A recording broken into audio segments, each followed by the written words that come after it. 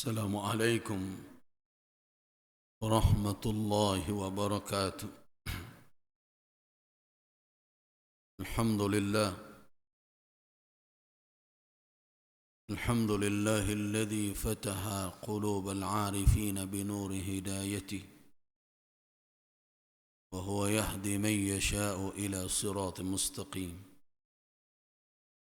أشهد أن لا إله إلا الله وأشهد أن محمد رسول الله.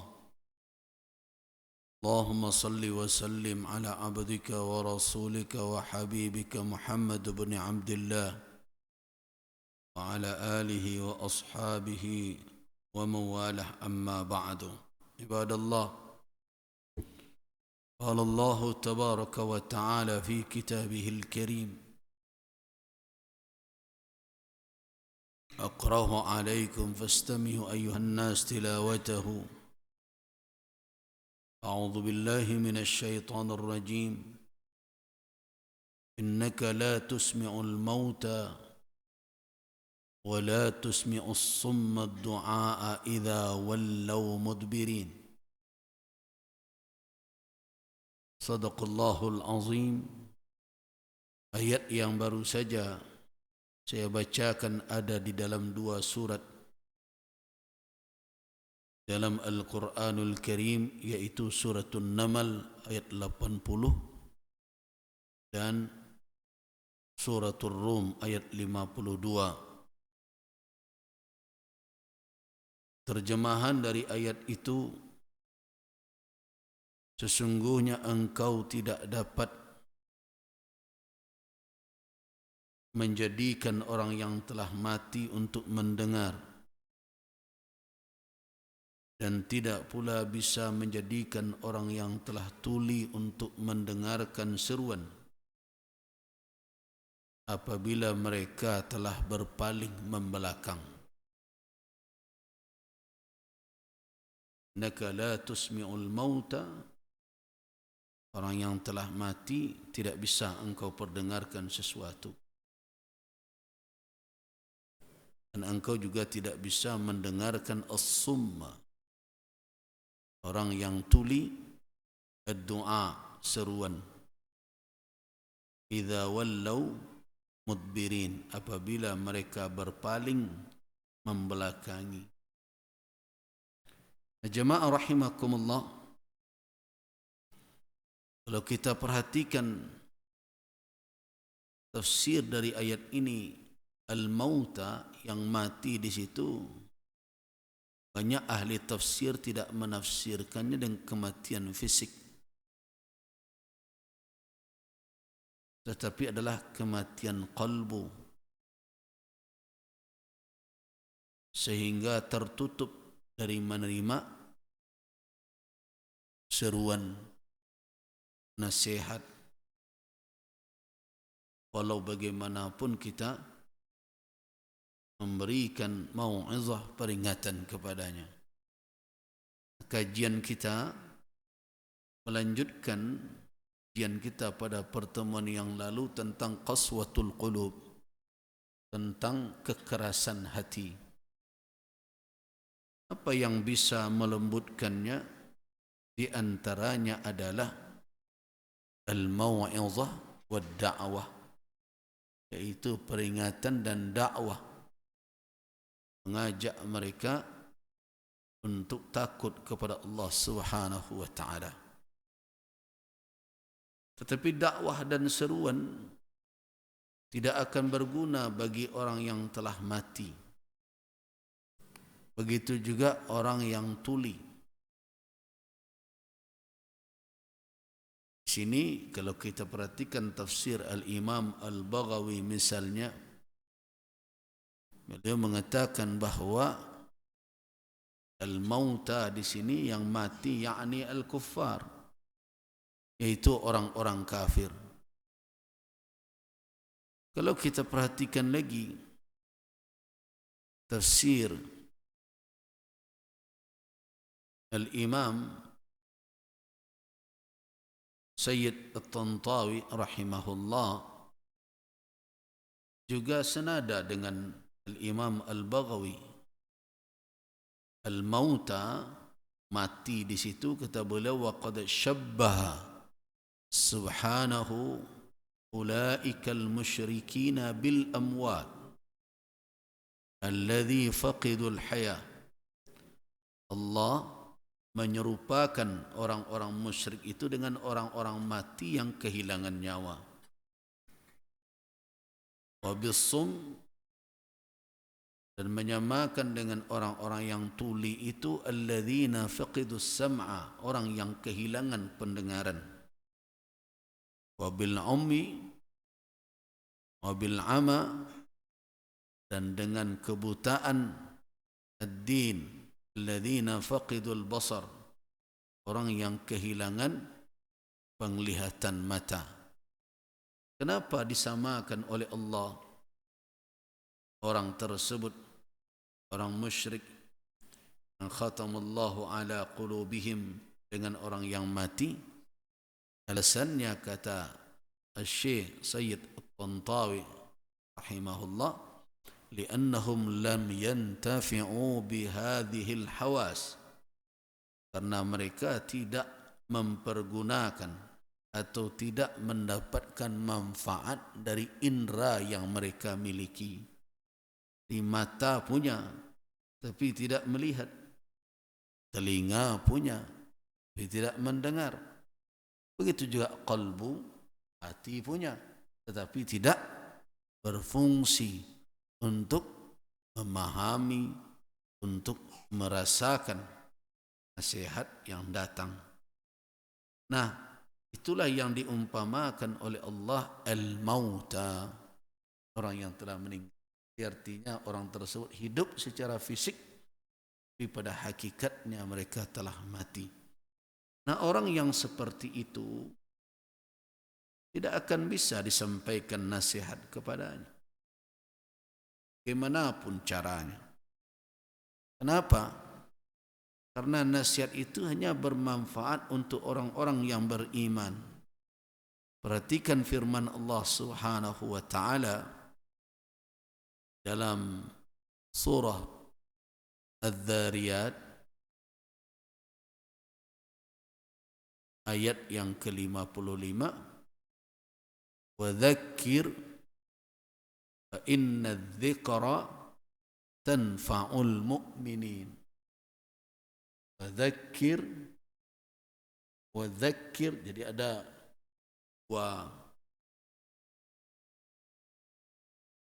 dua ayat yang juga terkait dengan ini. Perhatikan, wa dzakir inna dzikra, berilah dzikra, berilah peringatan, fa inna dzikra, sungguhnya peringatan itu tanfa'ul mu'minin, akan bermanfaat untuk orang-orang yang beriman. Kalau orang tersebut tidak beriman, maka zikra, peringatan itu hanya akan lewat begitu saja. Nah, jadi kenapa hati orang yang keras itu setelah dinasihati kemudian tidak melunak? Persoalannya mungkin bukan datang dari peringatan yang tiba, bukan disebabkan oleh orang yang memberi nasihat, tapi orang yang menerima itu sendiri yang tidak membukakan pintu hati untuk menerima nasihat tersebut. Nah, orang Minang biasanya membuat ungkapan, bunyinya seperti ini: kalau padi itu lahampo, walaupun ketelangi menjamu sekalipun tak kemasi aja. Nah, tak dengar itu. Ada lagi ungkapan lain,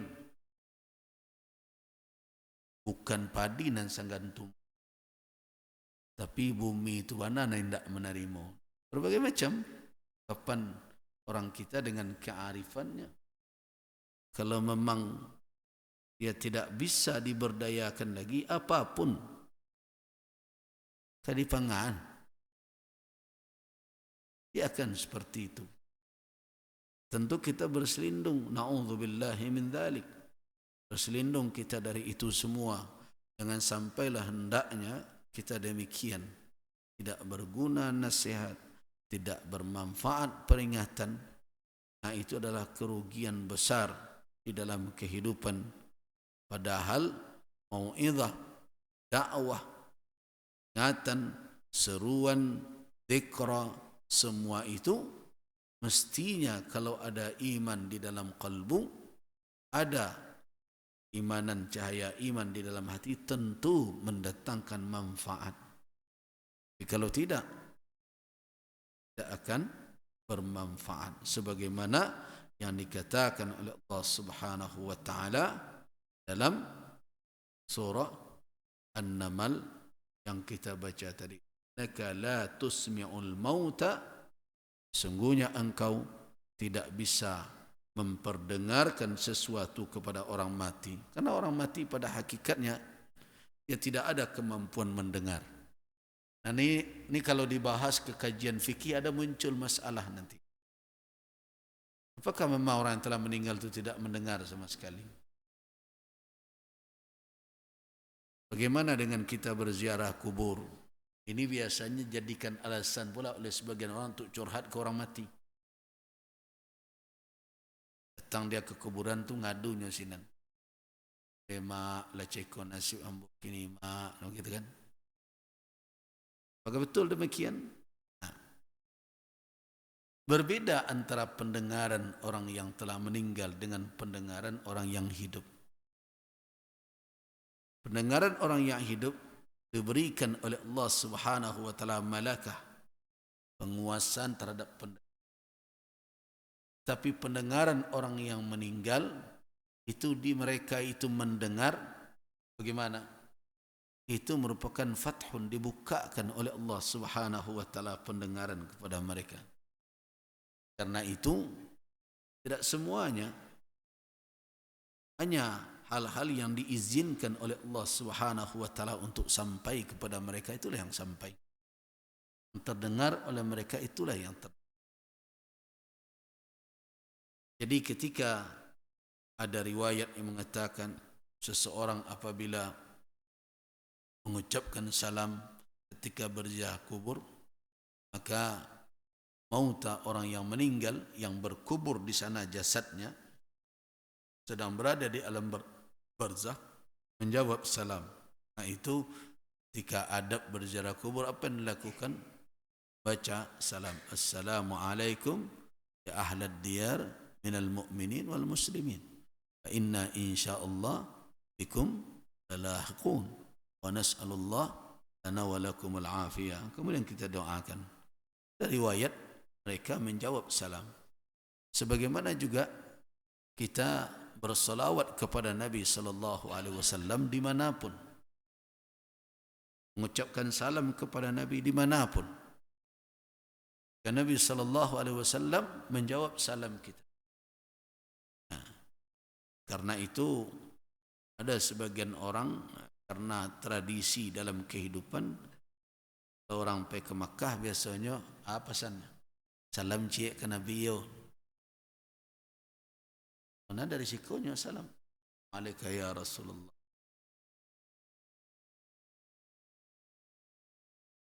Tapi mungkin karena kebiasaan titip salam, akhirnya orang ke Makkahnya titip lo salam. Salam ke Rasulullah cik yo. Nah, ini padahal dimanapun kita mengucapkan salam, malaikat menyampaikan. Makanya di dalam suatu hadis dikatakan Sayyidul Ayyam, penghulu seluruh hari itu adalah Yaumul Jumu'ah. Dan Nabi SAW, fa'akthiru fihi alayya as-salah. Perbanyaklah bersalawat di hari itu kepadaku. Inna salatakum, sesungguhnya salawat kamu ma'arudah, dihadapkan kepadaku. Kemudian ada yang berkata, yang mengatakan Umar bin Al-Khattab, ya Rasulullah, kaifa tu'radu salatuna wa qad aramt bagaimana salawat kami akan diperhadapkan kepada engkau, bukankah engkau telah hancur lebur? Nah, dari situlah keluar riwayat jawaban Nabi, innallaha harramal arda an ta'kula ajsadal anbiya. Allah mengharamkan bumi untuk memakan jasad para nabi sallallahu alaihi wasallam. Rasulullah sallallahu alaihi wasallam tidak hancur tubuhnya, jasadnya.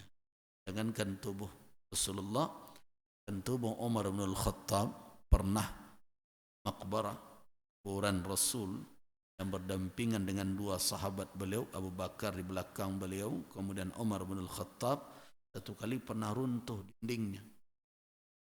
Dan kebetulan kaki Umar bin Al-Khattab itu sudah berada di tepi pondasi rumah. Ketika runtuh, terlihat ada cerita, ada kisah yang menunjukkan bahwa kaki Umar masih utuh. Jangankan kaki Umar bin Al-Khattab, jasad para syuhada Uhud pernah terbongkar suatu kali. Bongkar karena suyul, ya, karena air yang turun dari bukit Uhud itu. Sambil air itu kencang sehingga membongkar kuburan yang sekarang tentu sudah batasi dengan pondasi, ya. Kalau dulu mungkin tidak seperti itu, sehingga terbongkar jasad para syuhada dan masih utuh. Kan ada yang mengatakan masih saja darahnya mengalir seperti baru saja gugur. Nah, ini terkait dengan kajian tentang apakah orang yang meninggal sebenarnya itu mendengar atau tidak. Nah, jadi kita meyakini bahwa asalnya mereka tidak mendengar, kecuali kalau Allah Subhanahu wa taala mengizinkan. Berbeda dengan orang hidup, memang diberikan oleh Allah Subhanahu wa taala menjadikan wa ja'ala lakumus sam'a wal absar. Allah jadikan untuk kamu as-sam'a, pendengaran dan penglihatan. Sedangkan orang yang meninggal, pendengaran yang dalam bentuk hawas, panca indera itu telah diambil oleh Allah Subhanahu wa taala, tidak lagi berfungsi dengan kematian. Ketika di alam barzakh ada lagi kehidupan. Mati di dalam Islam itu, kalau di dalam bahasa lain, bukan berakhirnya hidup, hanya berakhir kehidupan dunia, namun berlanjut dengan kehidupan lanjutnya, namakan hidupnya hayah barzakhiyah, kehidupan di alam barzakh. Ya berbeda apa dengan kehidupan di alam rahim. Ini manusia mengalami fase hidup di alam rahim, hidup juga, hidup di alam rahim dengan segala karakternya. Kemudian berpindah kita hidup di alam dunia. Tidak disebut dia mati di alam rahim kemudian pindah ke alam dunia, tidak. Pindah. Nah, mati di alam dunia sebenarnya berpindah kepada kehidupan alam barzakh. Setelah barzakh selesai, hari kiamat tiba, baru kemudian berpindah ke alam akhirat. Alam barzakh adalah hajiz, yaitu pembatas antara alam dunia dengan alam akhirat. Nah, setelah dia berada di alam akhirat, itulah kehidupan yang hakiki, tidak ada lagi perpindahan, dan itulah kehidupan yang abadi. Gitu. Jadi peran dan fungsinya, kenapa dikatakan mati kalau mereka masih, ia mendengar secara hidup barzakhiyah, tidak lagi mendengar dalam konsep hidup duniawi. Gitu. Nah, kita lanjutkan. Tapi yang dimaksud oleh ayat ini bukanlah mati dalam artian itu. Tapi para ulama tafsir mengatakan itu tasbih. Tasbih yaitu permisalan. Allah Subhanahu wa taala mengumpamakan tentang bagaimana orang yang tidak bisa diberikan nasihat. Kita perhatikan misalnya Al-Imam Ibn Katsir. Nah, ay la tusmi'uhum syai'an yanfa'uhum. Kadzalika haula ala qulubihim ghishawah. wa fi adhanihim waqrul kufr, fi adhanihim waqrul kufri, wa lihadza qala innaka la tusmi'ul mauta wa la tusmi'us summa ad-du'a idza wallaw mudbirin. Nah, engkau tidak bisa memperdengarkan apapun yang mendatangkan manfaat kepada mereka. Itu juga mereka-mereka yang telah terselubung hati mereka, dan di telinga mereka ada penutupnya berupa kekufuran. Karena itu berhati-hati, bisa jadi orang telah mati sebelum mati. Apa maknanya? Bagian orang mengatakan mati sebelum mati itu bagus juga, tapi dalam sisi lain kalangan ahli tasawuf malah mengatakan mati sebelum mati itu bagus, tapi maksud mereka apa? Mematikan apa?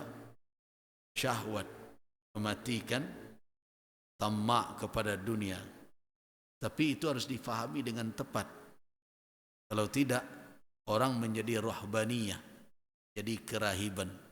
Dunia tidak boleh dimatikan seluruh syahwat kita atasnya. Tidak ada kerahiban di dalam Islam. Betapapun tingkatnya kezuhudan kita, kita tidak akan melebihi zuhud dari Nabi SAW. Jadi kalau sama sekali orang bisa bertahan tidak makan, ya jangan tak makan terus, mati jadinya. Makanya Rasul SAW menegur orang yang berpuasa terus tidak berbuka. Saya puasa, saya berbuka juga, kata Nabi. Ada orang yang karena beribadah tidak peduli dengan tubuhnya bahwa dia membutuhkan istirahat dan tidur. Nabi menegurnya, saya bangun malam, saya tidur juga. Ada orang yang karena menganggap dunia, pasangan, istri sebagai penghalang untuk taat kepada Allah, dia tidak mau menikah. Nabi malah menegurnya, saya menikahi para wanita. Nah itulah sunnahku. Faman raghiba an sunnati, kata Nabi, siapa yang tidak suka dengan sunnahku falaisa minni. Jadi jangan dikatakan bahwa makna mati sebelum mati itu artinya talakkan dunia sama sekali. Orang kadang-kadang tidak memahami apa yang dikatakan oleh Ali bin Abi Thalib radhiyallahu anhu, ya dunya ghurri ghairi laqad talaqtuki talaqan ba'inan la raj'ata fih. Jadi Ali bin Abi Thalib yang bicara begitu. Wahai dunia, yang lain sajalah yang goda, tak usahlah aku. Kenapa? Aku telah jatuhkan talak kepadamu, talak 3, tidak ada rujuknya sama sekali, kata Ali. Tapi orang memahaminya lurus-lurus saja. Ada pula yang akhirnya orang yang mengasingkan diri ke dalam gua, tidak mau dunia sama sekali. Kalau begitu kemana ayat Allah Subhanahu wa ta'ala akan kita tempatkan? Wabtaghi fima ataakallahu daral akhirah wala tansa nasibaka minad dunya. Carilah bagian apa yang dijanjikan oleh Allah, apa yang telah diciptakan oleh Allah untuk kamu berupa kampung akhirat. Silakan berpacu untuk itu, tapi ingat, wala tansa, jangan engkau lupakan pula nasib, ada bahagian tertentu yang harus kamu jangkau dalam kehidupan dunia ini. Nah karena itu makanya dunia adalah tempat kita bertanam untuk dituai kelak di akhirat. Itu yang ditanam adalah tentu amal saleh. Nah itu yang dikatakan dengan mauta dalam ayat ini. As-summa, orang yang tidak mau mendengar, yang menutup pendengarannya, yang tidak mau memperhatikan apa yang disampaikan. Nah apabila orang mengalami kekerasan hati, tapi juga bersikap seperti ini, menutup telinganya, telah mengunci hatinya, orang tersebut pada hakikatnya adalah orang yang telah mati dan tuli. Nah mari kita kembali kepada apa yang dijelaskan di dalam kitab Madarijus Salikin. Kan? Wa innama yuntafa'u bil 'izati ba'da husuli salasa asya. Sesungguhnya peringatan, nasihatkah, tausiahkah namanya, atau dakwahkah, bisa dimanfaatkan kalau ada 3 hal yang telah hadir, telah bisa diwujudkan oleh seseorang. Tapi kalau yang 3 ini belum ada, tak bermanfaat ceramah bagi dia, tak bermanfaat nasihat untuk dia. Yang pertama adalah syiddatil iftiqar, yaitu kebutuhan yang mendesak ilaiha, kepada nasihat. Di menasihati orang yang tidak perlu nasihat tu tidak guna. Makanya kalau ada orang baru dia nasihati tu ngecek, orang bola tahu tidak usah sambung kecek pada dia selalu. Itu kemabih ya selera awak sini. Kalau nya kecian, oh iyalah lah ngerti mu alas itu sampai sinan. Awak sambungnya tidak nyambung gitu tu. Tak kata terima gadinya tu. Kenapa? Dia tidak la yaftaqir. Dia tidak fakir kepada nasihat. Mungkin orang tu fakir ke pitih saja. Nasihat tidak. Jadi orang yang berguna bagi dia mau'izah, peringatan, nasihat, kalau apa? Kalau dia berhajat, mendesak, membutuhkan nasihat itu. Jadi kalau kita ingin berguna nasihat, jadikan kita membutuhkannya. Tapi kalau kita anggap nasihat itu ada guna, apa tu? Tidak akan bermanfaat. Makanya ditegaskan wa innama yuntafa'u bil 'izati ba'da husuli thalathati asya. Sesungguhnya baru bisa dimanfaatkan nasihat, peringatan, mau'izah setelah wujudnya 3 perkara. Apa yang pertama itu? Adanya iftiqar. Apa makna iftiqar? Kebutuhan.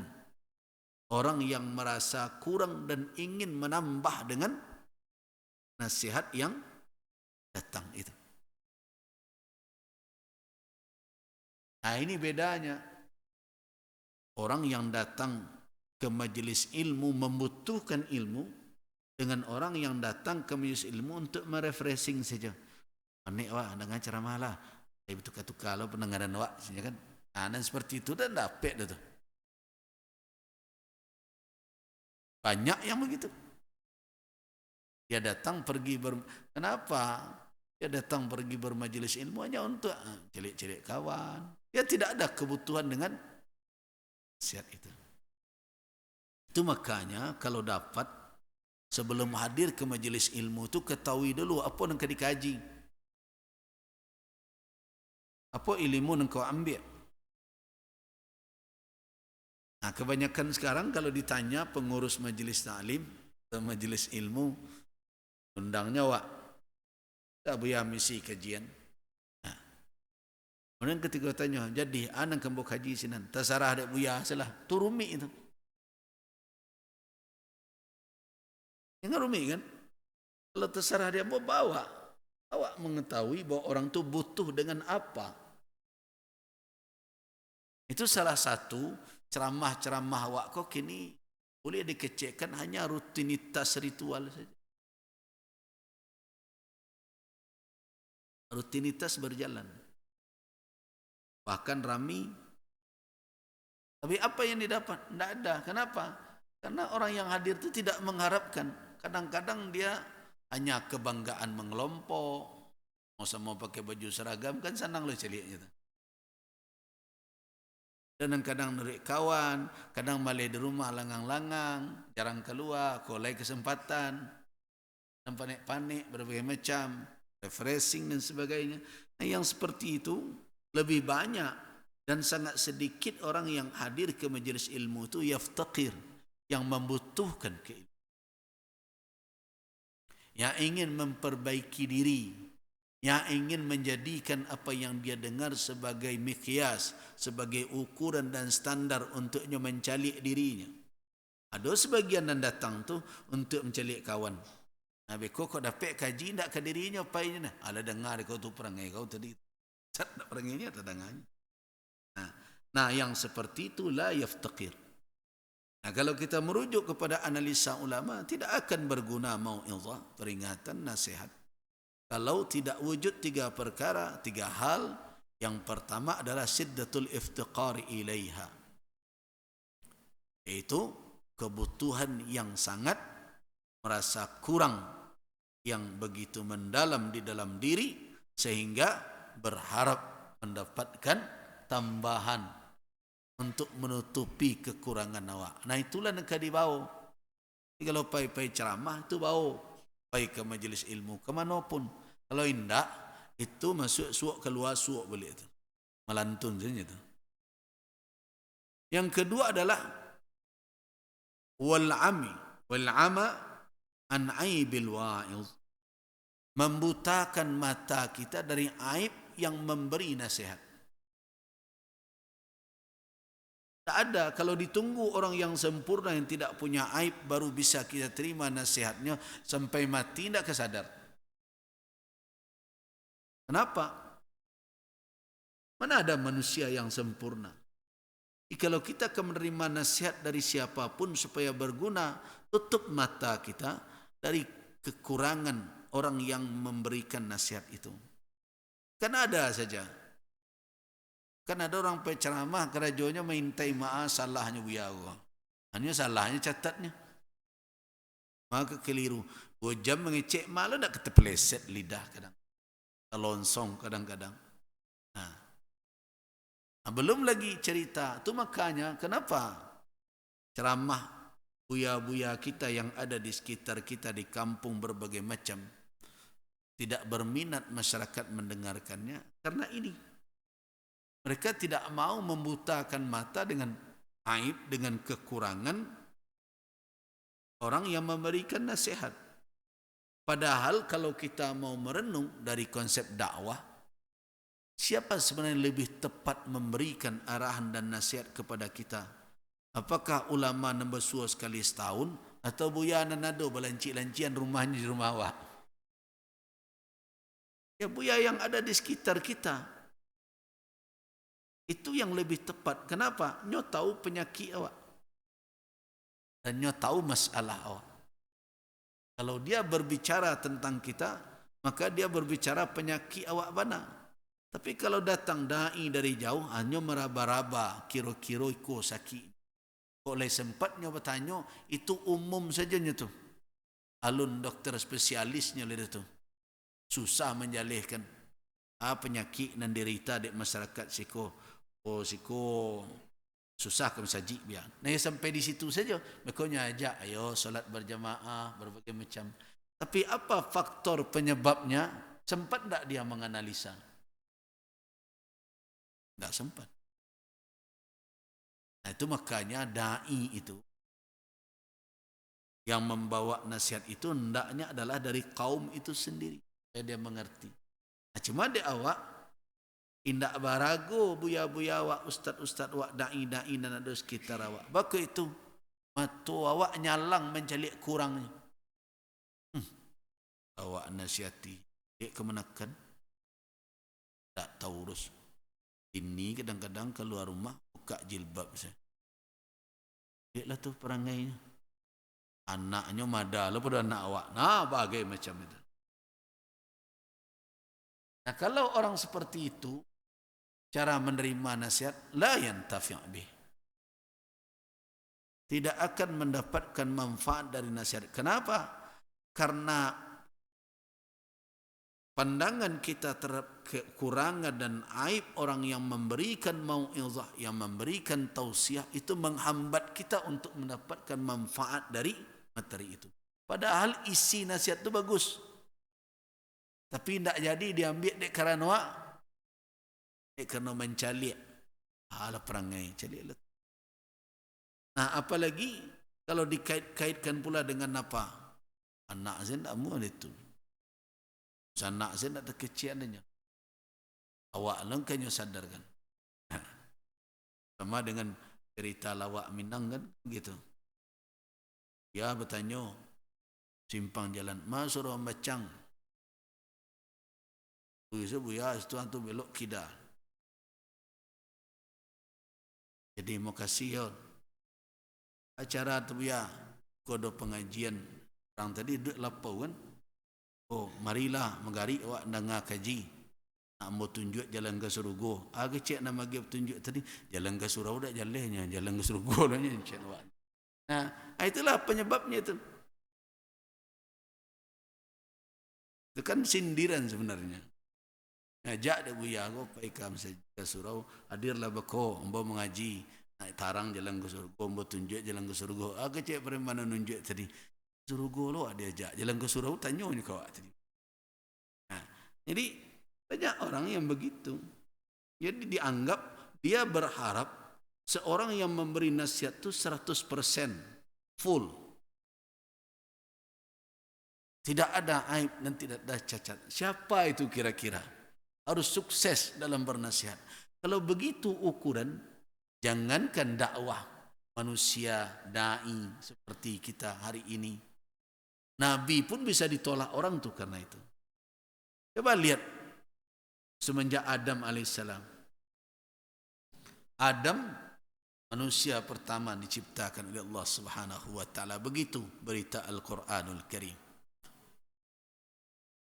Kalau dikatakan diukur Adam dengan anaknya, kan bisa saja kita kan gagal Adam. Kenapa? Anaknya saling berbunuhan. Habil dan Habil. Kan ditolak lah tu. Turun berikutnya Nuh. Anaknya saja tidak patuh kepadanya. Lanjut, siapa lagi? Ibrahim. Ayahnya aja tukang buat patung. Siapa lagi? Perhatikan, para nabi tidak semuanya bisa dakwahnya, kemudian diterima semuanya. Ada saja orang-orang yang memusuhinya. Itu yang dikatakan oleh Allah. وَكَذَلِكَ جَعَلْنَا لِكُلِّ نَبِيٍّ عَدُوًّا شَيَاطِينَ الْإِنسِ وَالْجِنِّ. Demikianlah kami jadikan setiap nabi itu ada musuhnya. Siapa musuhnya? Syaitan-syaitan. Ja'alna likulli nabiyyin. Dijadikan kadzalika ja'alna, perhatikan surat Al-An'am ayat 112. Demikianlah kami jadikan setiap nabi itu ada aduan, musuh dari kalangan syaitan. Dari jenis apa syaitan itu? Syaitan dari jenis manusia dan syaitan dari jenis jin. Jadi karena itu saya sering katakan syaitan itu bukan jenis makhluk. Syaitan itu gelaran terhadap makhluk yang durhaka. Di makhluk kalau durhaka, syaitanlah dia. Dari manusia ke dia, dari jin ke dia. Makanya minal jinnati wan nas gitu. Syaitan bukanlah jenis makhluk. Jenis makhluk itu manusia atau jin. Malaikat bisa tak jadi syaitan? Tidak. Kenapa? Karena dia diciptakan dengan diprogram taat. Tidak ada kedurhakaan. La ya'suna ma amarallah. Mereka tidak pernah mendurhaka apa yang diperintahkan oleh Allah. Jadi yang mungkin jadi syaitan siapa? Manusia dan jin. Nah karena itu hati-hatilah kita. Kutuk sebentar mengutuk syaitan jin, padahal awak segala. Kan berisiko tu. Pokoknya balik kan bekor. Jangan caci mencaci lo. Sesama syaitan tidak boleh saling celah-mencela. Jangan di pengan tu. Jadi perlu difahami bahwa setiap nabi itu ada musuh. Nah kalau kita dengarkan pernyataan Waraqah bin Naufal. Waraqah bin Naufal tahu kan? Anak paman Khadijah Ummul Mukminin radhiyallahu anha. Ketika Nabi awal menerima wahyu, dibawa oleh Khadijah kepada Waraqah. Nah, Waraqah karena dia membaca kitab-kitab yang lalu, dia bisa mengatakan bahawa yang datang kepada engkau itu adalah malaikat yang pernah dahulu datang kepada Musa.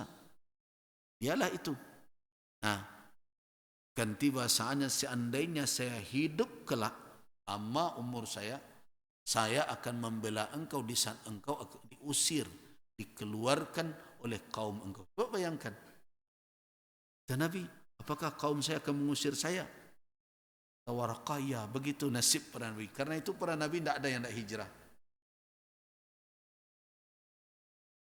Para Nabi hijrah dari tempat tinggalnya. Nabi mana? Nabi Nuh hijrah setelah taufan dia berpindah. Kemudian Nabi Ibrahim, coba bayangkan dari Irak Babilonia, Mesopotamia sekarang, dan berpindah kemana? Ke Palestina, kemudian ke Mesir, dari Mesir lagi ke Palestina. Nabi Musa pernah berhijrah di mana? Dari Mesir, kemudian ketika ada kasus dengan orang Kipti, melarikan diri dan berhijrah Kanaan, dan di sana dia menikah, kemudian baru kembali lagi. Itu juga baginda Rasulullah sallallahu alaihi wasallam juga berhijrah dari Makkah ke Madinah, kemudian kembali menaklukkan kota. Begitulah. Artinya apa? Kalau kita mau mengukur nasihat dengan orang yang bernasihat itu harus 100% tidak punya aib dan tidak punya cacat, kita tidak akan bisa menerima nasihat sampai akhir hayat. Kenapa? Tidak ada manusia yang seperti itu. Itu yang perlu diingat. Jadi itu yang dikatakan bahwa tidak akan bermanfaat suatu peringatan kalau 3 hal ini tidak ada pada diri seseorang. Yang pertama tadi, al-iftiqar, kebutuhan. Harus ada rasa butuh kita, rasa perlu kita, hajat kita kepada nasihat. Yang kedua, butakan mata dari aib orang yang memberi nasihat. Bukan berarti kita tidak memperhatikan bahwa nasihat yang benar itu keluar dari orang yang taat, jelas.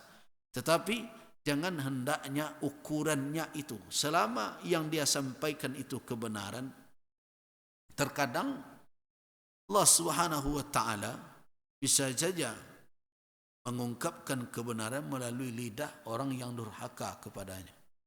Allah la yu'ayyidu hadzal din birrajulil fajir. Nah, karena itu jangan terima tidak diterima nasihat itu ukurannya adalah kesempurnaan orang yang bernasihat. Tidak ada manusia yang tidak cacat. Begitu juga seorang dai, baru dia akan menyampaikan nasihat setelah dia sempurna. Itu tidak kejadian ya.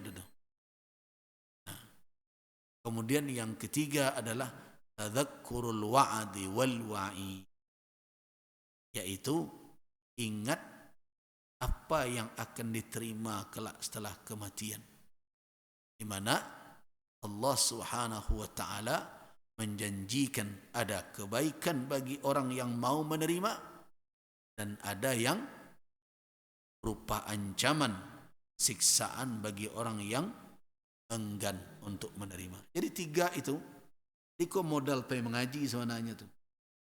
Yang pertama, hadirkan keperluan terhadap nasihat yang akan disampaikan. Yang kedua, putakan mata kita dari menelusuri aib. Tidak nampaknya, tidak usahlah tajassus dicari-cari mana. Tak ada orang kalau disusuri yang tidak kurang. Yang ketiga, ingat-ingat apa yang akan kita peroleh. Kalau wak patuhi nasihat kau, anang kau dapat. Kalau wak ingkari, anang kau diterima. Nah, 3 itu harus wujud dalam diri seseorang, baru al-mau'izah, peringatan, nasihat, dakwah, ceramah, yuntafa, bisa bermanfaat untuk dirinya. Silakan dulu.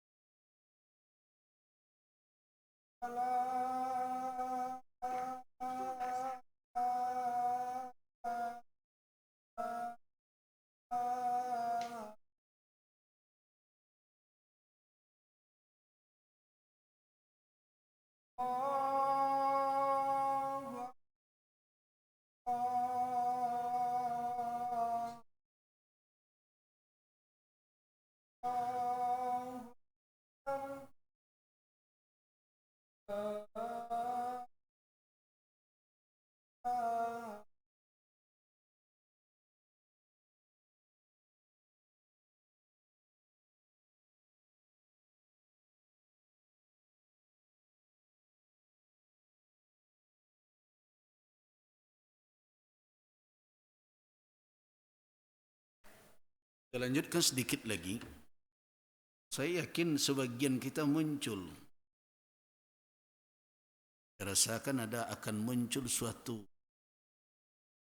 hadisun nafsi, suatu rasa di dalam hati. Kalau mudah itu enak benar orang nak bagi nasihat dia. Tak perlunya mengamen dirinya, yang penting cari sana nasihat ambo, perangai ambo jangan kamen gitu. Tidak seperti itu juga. Nah, inilah konsep Islam. Islam itu tidak hanya mengatur satu sisi. Yang sering saya katakan, cuma terkadang di dalam kita menguraikan petunjuk syariat kadang tidak berimbang. Ya contoh, awak mengaji kalau urusan tentang uang itu biasanya tertuju orang kaya saja. Infaklah, bersedekahlah, hati-hati itu banyak pertanyaan nanti di akhirat merasai isu ini. Dan itu saja kaji. Tapi fuqara dan masakin tidak diberi kajian. Kan ada kaji kau untuk agniya sesuai dengan kondisi mereka agar mereka bisa berbagi rezeki sebagian rezeki yang diberikan oleh Allah kepada mereka. Iya. Tapi ada kaji pula untuk fuqara. Jangan ilhah, jangan memaksa di dalam meminta. Jangan hilangkan rasa malu. Jangan sampai kefakiran dan kemiskinan melupakan kita dengan batas-batas syariat. Nah itu jelas. Dan jangan jadikan profesi itu meminta-minta di dalam hidup. Itu sesuai pula. Jadi likulli maqal maqam. Setiap perkataan, ucapan itu ada posisi yang tepat menjelaskan. Nah begitu juga ini. Kaji awak tadi adalah tentang siapa yang ingin bermanfaat nasihat untuk dirinya. Supaya terobati keras hatinya. Salah satu yang bisa mengobati keras hati di samping mengingat mati, membaca Al-Quran, berzikir mengingat Allah adalah mau'izah. Yaitu mendengarkan nasihat. Jadi tadi nan diatur itu adalah awak na mendengar nasihat. Karajo awak apa? Di antaranya ada 3 syarat tadi. Yang pertama, rasakan di dalam diri kita kebutuhan kita terhadap nasihat. Keperluan kita, hajat kita. Awak nan perlu nasihat itu. Yang kedua adalah apa? Tutup mata kita dari menelusuri aib orang yang memberikan nasihat, tausiah, wa'iz dia, penceramah ke dia.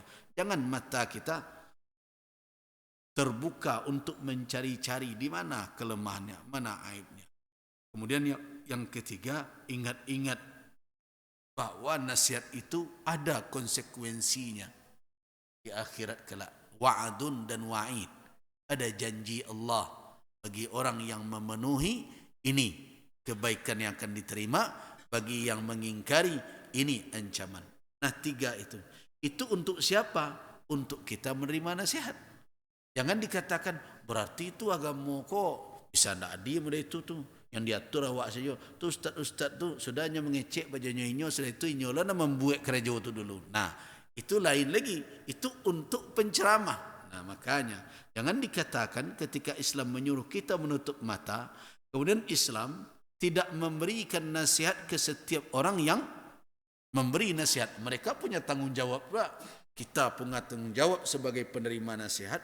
Orang yang memberi nasihat juga ada peringatan syariat. Lihat firman Allah Subhanahu wa taala. Apa pernyataan Nabi Allah Syuaib? Syuaib alaihissalam di dalam surat Hud ayat 88 itu, وَمَا أُرِيدُ أَنْ أُخَالِفَكُمْ إِلَى مَا أَنْهَاكُمْ عَنْهُ. Perhatikan. وَمَا أُرِيدُ أَنْ أُخَالِفَكُمْ إِلَى مَا أَنْهَاكُمْ عَنْهُ. Saya tidak ada keinginan sedikit pun untuk melanggar apa yang aku larang kamu sekalian melakukannya. Nah itu karakter seorang wa'iz. Nah tapi kalau hanya lakukan itu, hanya laksanaan itu, hanya jago dirinya semampunya, awak bacari je lain. Yo perangai muda itu yo, dicelik lah. Sana atau urus. Nah ini yang jangan. Kalau begitu kita di dalam menerima nasihat, tidak akan ada orang bisa menasihati awak. Surang babana, surang saya itu. Nah, jadi ada 3. Yang pertama, orang yang tidak perlu, hati-hati menasihatinya. Baru so ngecek, wah mula tahu berhenti selesai. Itu mah biaya selero saya memperpanjang cerita je itu. Soalnya tidak butuh dengan itu. Yang kedua apa? Yang kedua, buru seorang nama gina nasihatnya. Tidak setialah je. Celiklah tu. Padahal dia sudah jaga dirinya. Kan ada yang tidak dalam jangkauan dia. Bagaimana dia mau menyadarkan orang? Siapa yang bisa menguasai kalbu seseorang? Nabi saja. Kalau seandainya ada kewenangan itu pada seorang manusia, tentu Rasulullah SAW akan memutar hati Abu Talib agar bisa menerima Islam. Tidak mungkin. Tentu Nabi Allah Ibrahim akan membalikkan hati ayahnya Azar agar bisa menerima hidayah. Itu juga Musa alaihissalam. Bagaimana dia mendapatkan fasilitas yang cukup semasa kecil di istana Fir'aun. Tentu walau bagaimanapun dia ingin orang-orang yang berbuat kebaikan kepadanya itu juga selamat. Tapi siapa yang bisa sampai ke tingkat membolak-balikkan hati? Tidak ada. Allah muqallibul. Nah karena itu perlu untuk kita fahami. Sedangkan bagi wa'iz, pemberi nasihat, da'i, ustad atau apapun namanya, nah perlu juga memahami bahwa karakter seseorang pemberi nasihat, kedisiplinan dia, konsistensi dia, istiqamahnya dia, itu adalah sebagai faktor penopang keberhasilan dakwah dan seruan yang harus dipelajari. Jadi orang kalau katagak di mimbar, keduduk di meja ceramah atau di kursi ceramah, itu mesti pula dia yang bukan karena pandangan orang. Tapi karena apa? Karena tuntutan tugas dia. Ini berbeda tuh. Ada orang yang menjago perangainya dek karena apa? Karena cali orang. Nah, itu pencitraan namanya kok. Sedangkan yang dia pikul adalah amanah dakwah. Amanah dakwah itu dari siapa? Dari Allah. Apa tujuannya? Mengajak orang kepada Allah, bukan kepada diri kita. Ud'u ila sabili rabbika. Tapi kalau kita menjaga diri kita karena pandangan orang, supaya orang senang, kan ada dengan gaya yang menarik berbagai macam, tetapi bukanlah karakter yang mendasar bagi seorang wa'id, seorang penceramah. Itu tidak menopang keberhasilan orang dalam berdakwah. Keberhasilan dakwah itu seperti apa yang dikatakan oleh Nabi Syuaib dalam surat Hud tadi, yang difirmankan oleh Allah di dalam Al-Quran kepada Rasul sallallahu alaihi wasallam, "Wa ma uridu an ukhalifakum." Saya tidak ada keinginan untuk melanggar, ukhalifakum, untuk menyelisihi kamu sekalian, ila ma anhaakum anhu, kepada apa yang aku larang kalian darinya. Tidak kamu langgar, berkomitmen. Makanya apa kata Ummul Mukminin Aisyah radhiyallahu anha, Rasulullah sallallahu alaihi wasallam apabila menyuruh sesuatu, apabila ada suatu kebaikan, beliau orang yang paling dahulu melakukannya. Dan apabila ada suatu yang terlarang, beliau ab'adun nas, manusia yang paling jauh dari itu. Nah, begitu konsepnya. Nah, karena itu ada para ulama terdahulu mengatakan, idza aradta an yuqbala minkal amru wan nahyu fa idza amarta bi syai'in fakun awwalal fa'ilina lah al mu'tamirina bih wa idza nahaita an syai'in fakun awwalal muntahina anhu. Kalau kamu ingin untuk sukses diterima darimu perintah dan laranganmu, kalau engkau menyuruh suatu perbuatan, jadilah kamu orang yang pertama melakukannya, orang yang pertama terperintah. Jadi perintah kan bertunjuk biasanya tuh. Nah, tunjuk ciek tak kelingkiang saja nampak kait dari mani, jari tengah, berkait kawat. Artinya, kalau engkau ingin diterima, jelas, hendaklah engkau lebih dahulu menjalankannya. Malu sekali, nahaita an syai'in, engkau melarang dari sesuatu, sedangkan malah engkau yang pertama melakukannya. Nah, itu kalau demikian karakter seorang pemberi nasihat, pemberi ceramah, maka alamat ceramahnya akan disangsikan oleh orang kebenarannya. Nah, jadi kaji ko ibarat dua mata uang. Satu sisi orang yang menerima nasihat ada petunjuknya, wujudkan 3 perkara.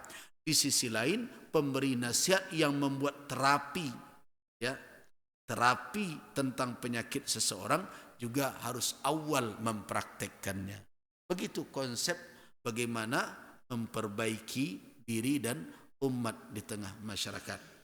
Karena itu, hendaklah, wahai kaum muslimin, janganlah sampai menyia-nyiakan waktu. Ini waktu yang sebegini kan berharga. Di tengah kesibukan, di tengah rutinitas, kehidupan semakin keras, berpacu untuk mendapatkan segala sesuatu. Kita sudah sisihkan waktu kita untuk hadir di majelis ilmu. Tapi awak tidak bisa menghadirkan hal-hal yang pokok agar kita bisa mendapatkan nasihat tersebut. Nah, itulah yang saya katakan bahwa al-mau'izah, peringatan atau nasihat, bisa melembutkan hati yang keras. Tetapi dengan syarat orang yang menerima harus memiliki 3 hal tadi. Orang yang memberi harus memakai apa yang telah dikatakan oleh Nabi Syuaib alaihissalam. Kalau tidak, orang yang memberi nasihat malah dia yang melanggar pertama, sama dengan orang mengkaji rokok di sini. Rokok itu makruh katanya. Makruh itu apa, Ustaz? Makruh itu kalau di kerajuan tidak berdosa. Kalau ditinggal berpahala.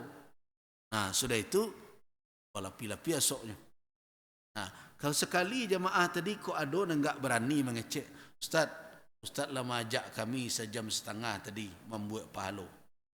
kami ajak lo Ustaz membuat palo ringan mana bisa enggak? Apa itu? Ustaz antialah merokok sudah pek palo Ustaz man. Apa kira-kira? Apa jawab awak tu? Kan itu definisi makruh. Nah, akhirnya orang jadi sanksi.